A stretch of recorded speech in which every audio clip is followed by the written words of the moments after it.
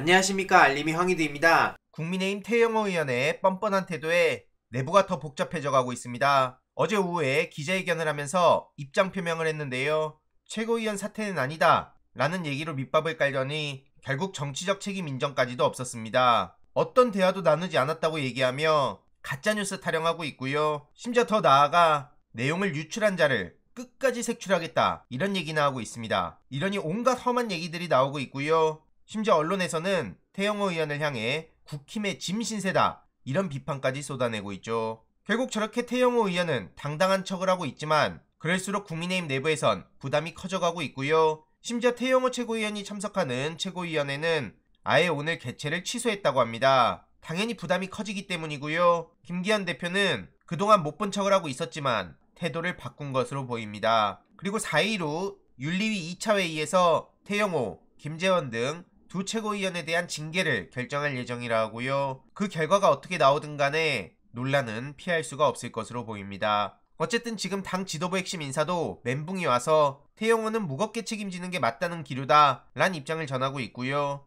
친윤계 의원도 다른 것도 아니고 대통령실을 끌어들여서 보좌진에게 그런 발언한 건 적절하지 못하다 라는 얘기를 하고 있죠. 이런 이에 대해서 많은 비판이 이어지고 있고요. 수령한테 아부해서 잘 살다가 이번엔 똑같은 방법을 썼는데 손절당하니 어쩌냐. 녹취가 나와도 사과 한마디 없으니 얼마나 국민을 우습게 여기는지 알 수 있다 라는 비판에도 많은 공감이 이어지고 있습니다. 심지어 펜코에서조차 많은 비판이 나오고 있는데 국민의힘에서 익명으로 인터뷰한 사람들에 대한 비판도 이어지고 있습니다. 이진복한테는 아무 말도 못하면서 저런 식으로 대응하는 게 말이 되냐 라는 지적이고요. 이에 이준석 전 대표는 의원들이 용산 사람들 만날 때 앞으로 녹음기 키지 않겠냐, 책임져야 할 사람이 지금 누군지 명확하지 않은 상황에서 윤리위만 소집해서 뭘 할 수 있겠냐, 이진복 수석의 압박이 사실일 경우와 태영호 의원이 허언을 한 경우 이럴 경우 책임질 사람이 달라지지 않냐. 다만 어떤 경우에도 보좌진이 책임져야 되는 건 불명확한데 왜 색출하고 있냐고 지적했고요. 만약 태영호 의원이 과장했다는 말을 그대로 받아들여서 징계한다면 그 자체로 자기 명예를 지키기 위해 태영호는 앞으로 더 크게 반발할 것을 예측 못하냐 라는 얘기까지 합니다. 특히 만약 이걸 힘으로 찍어 누르는 상황이라면 앞으로 용산 사람들과 대화할 때 국회의원들 녹음기 켜고 가지 않겠냐. 이미 여태까지 벌어진 수많은 일들도 이와 무관하다고 볼 수 없기에 지금 국민의힘 내부가 말이 아닌 것 같습니다. 이외로도 본인은 사자성어를 썼는데 1년을 징계받았다.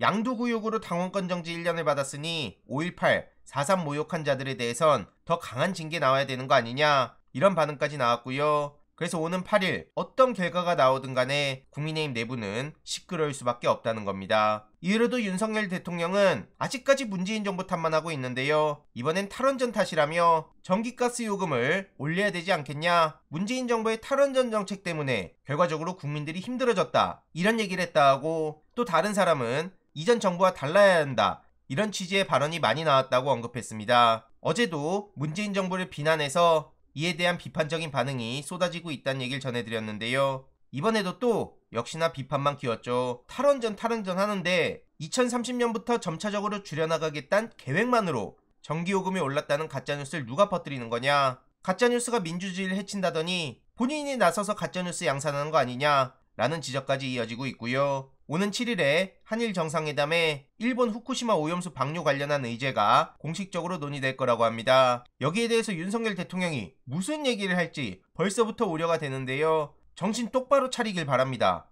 이번에도 미국 갔다 와서 아주 허세란 허세는 다 부리고 자아자찬만 하고 있는데요. 인플레 감축법 그리고 칩스법 이런 거에 대해서 얘기를 해야 되는 거 아닙니까? 이러니 2030도 윤석열 정부의 등을 돌렸다, 공정성에서 실망했기 때문이다 라는 지적까지 나오고 있습니다. 이번에 한겨레가 글로벌 리서치에 의뢰해서 여론조사를 했는데 윤석열 부정평가가 40대의 뒤를 이어 30대에서 가장 높게 나타났습니다. 지난 대선에서 윤석열 대통령을 지지하는 2030 비율이 어느 정도 뒷받침이 됐었는데 지금 30대는 공정성에 대해 모든 연령대에서 가장 부정적으로 나왔고요. 지금 경제학자들의 경고도 여기저기서 이어지고 있습니다. 윤석열 정부 1년 동안 한국 경제가 길을 잃었다는 겁니다. 정말 위기가 오고 있다는 건데 문제는 이를 극복할 국가 전략도 보이지 않는다는 거고요. 결국 무식한 삼류 바보들이란 지적은 윤석열 대통령이 본인에게 한 거나 마찬가지입니다. 언론에서도 이렇게 지적할 정도고요. 2008년 금융위기 이후 14년 만에